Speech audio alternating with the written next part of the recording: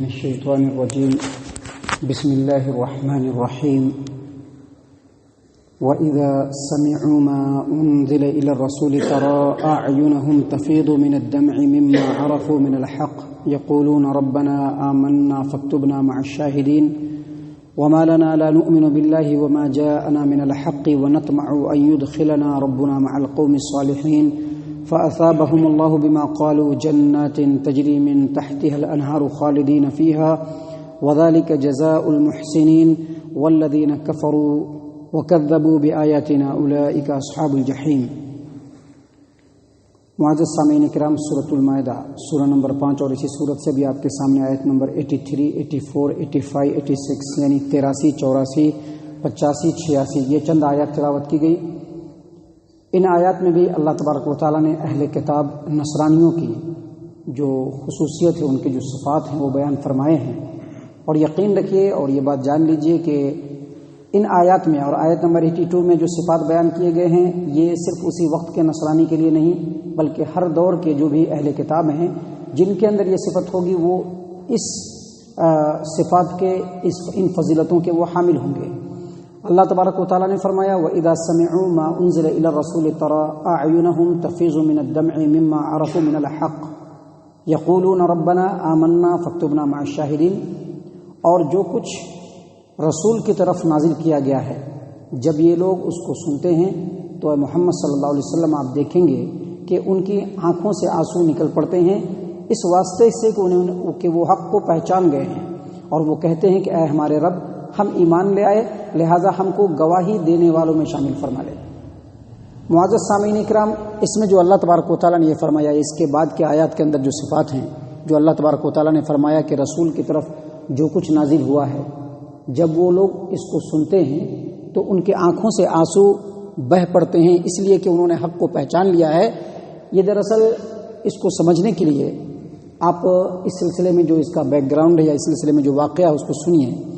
کہ کفار و مشرکین کے تکلیفوں کے بعد، ان کی اظہار ثانیوں کے بعد، ظلم و ستم کو سہنے کے بعد نبوت کے 5ویں سال میں جب مسلمانوں کی ایک جماعت حبشہ کی طرف ہجرت کر کے گئی تو وہاں کے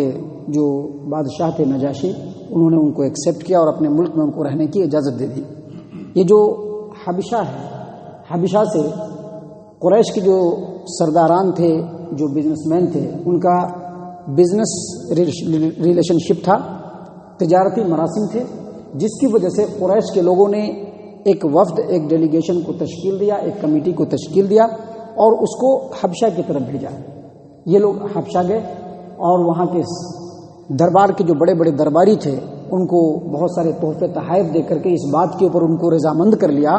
کہ کل جب ہم بادشاہ کے دربار میں حاضر ہوئیں گے اور ہو کر کے ہم ان کو بتلائیں گے کہ ہمارے کچھ لوگ یہاں بھاگ آئے ہیں تو آپ ہمارے یہاں میں ہاں ملا دیجیے گا اور ہماری سفارش کر دیجیے گا۔ کل ہو کر کے جب دربار لگا تو یہ جو قریشی ڈیلیگیشن تھا، وفد تھا، یہ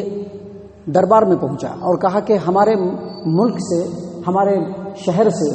ہمارے آبائی دین کو چھوڑ کر کے کچھ لوگ آپ کے اس وطن میں آ کر کے پناہ لے لیے ہیں، ہم ان کو لینے کے لیے آئے ہیں، ہمارے حوالے کر دیجیے۔ جیسے ہی انہوں نے اپنی گزارش پیش کی، یہ جو رشوت لینے والے جو سرداران تھے یہ فوراً ان کے ہاں میں ہاں ملا دیے اور ان کی سفارش کی، لیکن بادشاہ جو نجاشی تھا یہ بڑا انصاف پسند تھا، اس نے کہا کہ نہ، ایک طرف کی بات سن کر کے کبھی کوئی فیصلہ نہیں ہوگا، ہم دونوں طرف کی بات سنیں گے اور سننے کے بعد ہی ہم کوئی فیصلہ لیں گے۔ معزز سامعین کرام، یہاں پر سمجھنے کی سب سے بڑی بات یہ ہے کہ آج بھی انسانوں کے سماج و معاشرے کے اندر بہت سارے ایسے لوگ ہیں جو ایک طرفہ بات سن کر کے فیصلہ لیتے ہیں، کبھی بھی کوئی فیصلہ دونوں طرف کی بات کو سن کر کے، اور یہی انصاف پسندی اور یہی جذبات تھے جس کی تعریف اللہ تبارک و تعالیٰ نے ان آیات کے اندر کی ہے کہ نجاشی نے کہا کہ نہیں، صرف آپ کی بات کو سن کر کے ہم کوئی فیصلہ نہیں لے سکتے، ہم دونوں طرف کی بات سنیں گے، اور اس کے کل ہو کر کے نیکسٹ ڈے میں مسلمانوں کو بلایا اور بلانے کے بعد کہا کہ بھائی آپ لوگوں کے بارے میں ایسی ایسی بات یہ لوگ بول رہے ہیں، آپ کا کیا کہنا ہے؟ تو جو بیچارے مظلوم مسلمان تھے انہوں نے قریشیوں کے ظلم و ستم اور تکلیفوں کی کمپلیٹ جب داستان سنائی تو نجاشی نے کہا کہ نہیں، آپ لوگوں نے ان کے اوپر بہت ظلم کیا ہے لہذا ہم ان کو آپ کے حوالے نہیں کر سکتے ہیں، آپ جا سکتے ہیں۔ اب یہ لوگ نا امید ہو گئے قریب تھا کہ لوٹے کہ ان کے دل میں ایک اور خیال آیا. ان میں سے جو لوگ تھے ان میں سے ایک کے دل میں ایک اور خیال آیا اور کہا کہ ہم لوگ کل پھر بادشاہ کے دربار میں جائیں گے اور میں ایک ایسی بات پیش کروں گا کہ بادشاہ اپنے آپ ان مسلمانوں کو ہمارے حوالے کر دے گا. اور وہ بات کیا تھی؟ وہ بات یہ تھی کہ اس وقت اور آج بھی عیسائی دنیا کے اندر ایک عقیدہ ہے عیسیٰ علیہ السلام کے تعلق سے کہ وہ اللہ کے بیٹا ہے. اس وقت بھی یہی عقیدہ تھا اور پورے عیسائی دنیا میں رائج ہو چکا تھا. لیکن مسلمان نہ اس وقت عیسیٰ علیہ السلام کو اللہ کا بیٹا مانتے تھے نہ آج اللہ کا بیٹا مانتے ہیں. لہٰذا کل جب یہ لوگ دربار میں پہنچے تو کہا کہ ایک کام کیجئے، آپ نے تو ان مسلمانوں کو ہمارے حوالے نہیں کیا ہے، آپ ایک کام کیجئے، ان مسلمانوں کو بلائیے اور پوچھیے کہ عیسیٰ علیہ السلام کے بارے میں ان کا کیا عقیدہ ہے. مسلمانوں کو بلایا گیا. بظاہر تو بڑے پریشان ہوئے کہ بات تو بالکل سچی ہے اور عیسائی ہے یہ بادشاہ، اب کیا کرنا چاہیے. تمام مسلمانوں نے مشورہ کرنے کے بعد کہا کہ ہمیں کچھ بھی ہو جائے حق بات کو پہنچانا ہے، صحیح بات لوگوں کے درمیان پہنچانا ہے. اللہ نے جو عقیدہ قرآن کریم میں عیسیٰ علیہ السلام کے تعلق سے بیان کیا ہے وہی ان کے سامنے واضح کرنا ہے. کل ہو کر کے مسلمان پھر بادشاہ کے دربار میں حاضر ہوئے اور مسلمانوں نے جعفر طیار رضی اللہ عنہ جو علی رضی اللہ عنہ کے بھائی تھے ان کو اپنا نمائندہ منتخب کر کے کہا کہ جائیے آپ بات کیجیے. جعفر ابن ابی طالب رضی اللہ عنہ آگے بڑھے اور انہوں نے بادشاہ کے بات کے جواب میں کہ تم لوگ عیسیٰ علیہ السلام کے بارے میں کیا کہتے ہو، فوراً سورہ مریم کی تلاوت اسٹارٹ کر دی جس میں عیسیٰ علیہ السلام کے بارے میں حق اور بالکل صحیح باتیں. سارے آیات کو سننے کے بعد نجاشی نے ایک تنکا اٹھایا اور کہا کہ اس قرآن کریم کے اندر عیسیٰ علیہ السلام کے تعلق سے جو بات ہے عیسیٰ علیہ السلام اس بات سے اس تنکے سے بھی زیادہ بڑے نہیں ہیں. جتنی بات بتلائی گئی ہے بالکل برحق ہے. حالانکہ کچھ درباری اس بات کو سن کر کے بہت ناراض ہوئے لیکن یہ لوگ نا امید ہو کر کے لوٹ گئے اور نجاشی نے مسلمانوں کو وہاں پر مکمل طور پر رہنے کی اجازت دے دی اور اسی میں مسلمان اپنا کام کرتے رہے. چند سالوں کے بعد اسی نجاشی بادشاہ نے 70 نو مسلم عیسائیوں کی ایک جماعت بنا کر کے اللہ کے رسول صلی اللہ علیہ وسلم کے دربار میں بھیجا کہ جا کر کے آپ صلی اللہ علیہ وسلم سے تعلیم لے، آپ صلی اللہ علیہ وسلم کی صفات کو دیکھے. اور جب آپ صلی اللہ علیہ وسلم اور مسلمان قرآن کریم کی تلاوت کرتے تو یہ جو عیسائی تھے یہ رونے لگتے اور کہتے تھے ربنا آمنا ربنا آمنا. اسی بات کو اور انہی صفات کو اللہ تبارک و تعالیٰ نے اس آیت کریمہ میں اور اس کے بعد کے آیات میں بیان فرمایا. اللہ تبارک و تعالیٰ نے فرمایا وَإِذَا سَمِعُوا مَا أُنزِلَ إِلَى الرَّسُولِ تَرَىٰ أَعْيُنَهُمْ تَفِيضُ مِنَ الدَّمْعِ مِمَّا عَرَفُوا مِنَ الْحَقِّ يَقُولُونَ رَبَّنَا آمَنَّا فَاكْتُبْنَا مَعَ الشَّاهِدِينَ. اور جو کچھ رسول کی طرف نازل کیا گیا جب یہ لوگ اس کو سنتے ہیں تو اے محمد صلی اللہ علیہ وسلم آپ دیکھیں گے کہ ان کے آنکھوں سے حق کو پہچاننے کی وجہ سے آنسو نکلنے لگتے ہیں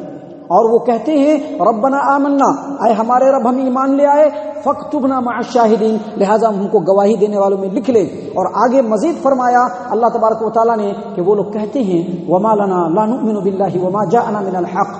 اور ہم اللہ پر کیوں نہیں ایمان لائے اور جو حق ہمارے تک پہنچا ہے ہم اس پر کیوں نہیں ایمان لائے.